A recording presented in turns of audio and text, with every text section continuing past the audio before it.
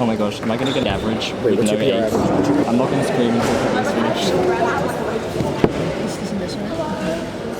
Oh my gosh.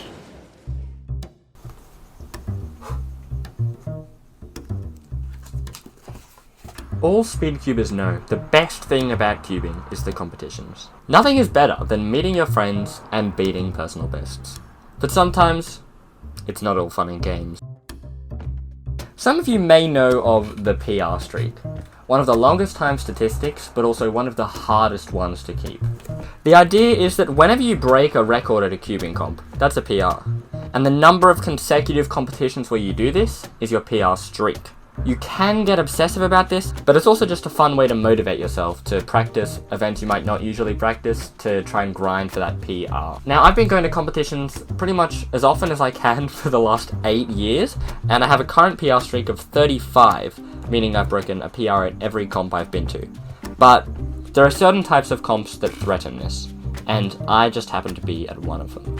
So, with the pandemic in recent years, we've seen an explosion in the number of competitors who want to compete at cubing competitions. With more demand, it became a viable idea to split up competitions into what is known as a series competition. So essentially, comps are split up throughout one weekend or a day, rather than having everyone competing at the same time. The individual series comps are shorter, so they have less events, less rounds, and less chances to break that sweet, sweet PR, thus birthing what I call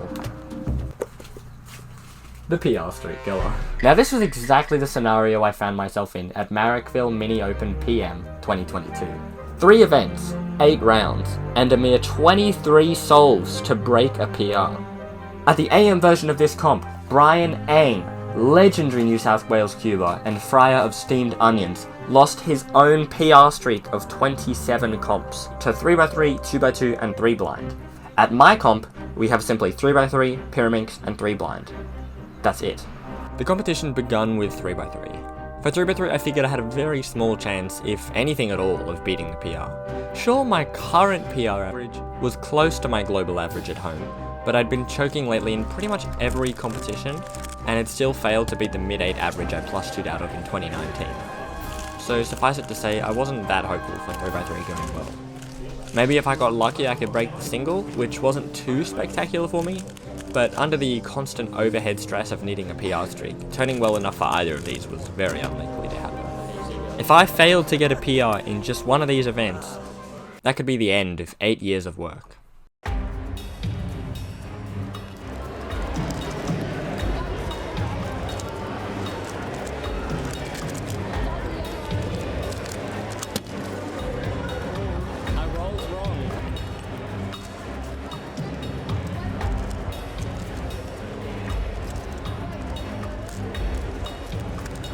My first few solves for 3x3, they started off okay, such that on my 4th solve I had a best possible average of 8.63, meaning I could potentially have stolen the PR just as long as I clutched up on the last solve.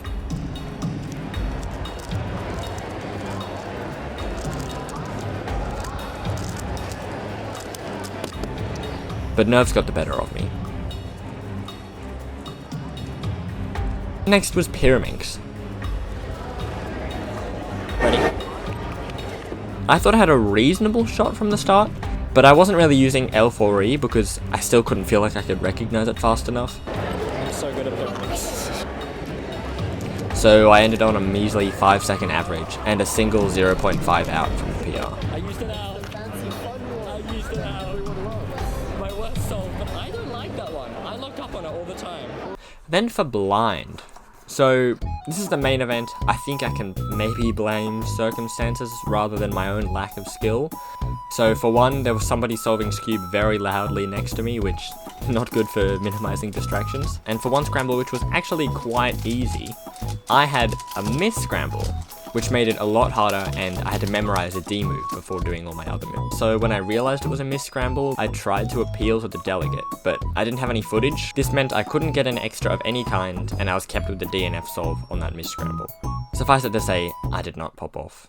Now we're 3 rounds into the day, we have 2 rounds left. There's the Pyraminx final and the 3x3 final. Coming into Pyraminx final, I did a bunch of warm-up at lunchtime, and I thought I might have been able to clutch it out, but I started off with some unfortunate 6s, So after I realized from those bad counting solves that I had no chance of getting a PR average, that was when I decided this. Alright, now that I've already messed up the average, I should just go for single. Go for single, 100%. Which means if I get an L4E case that I can't recognize in half a second, I just stop the timer.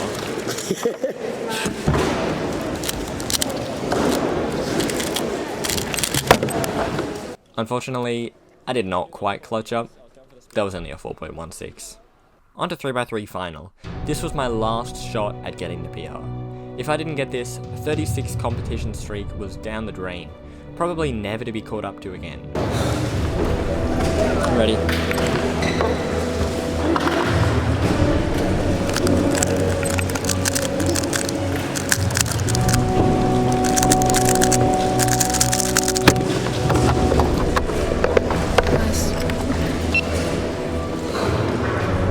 Alright.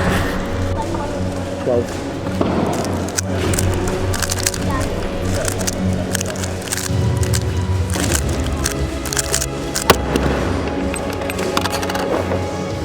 Lol. Connie? Yeah, but no, I also have a 9, so bad. 12.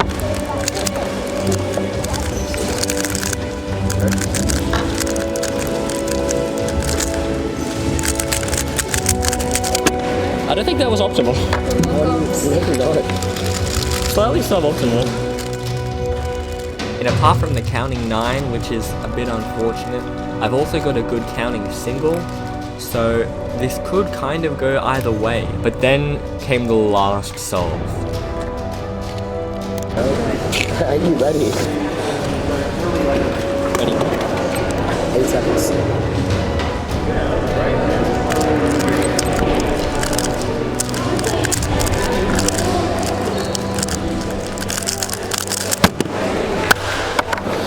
Did I do it? I think so. Did I do it? You did it! You did it! On the last solve? You did it. Oh my gosh, am I gonna get an 8 average? Wait, with what's no your PR 8? average? What's your PR average? 871.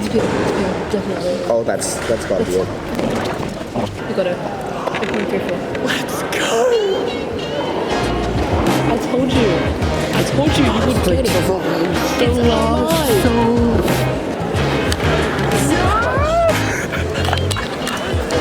Okay. Just won 3x3. You actually might have won. You're gonna win. Second round. I secured it on the last solve. PR streak.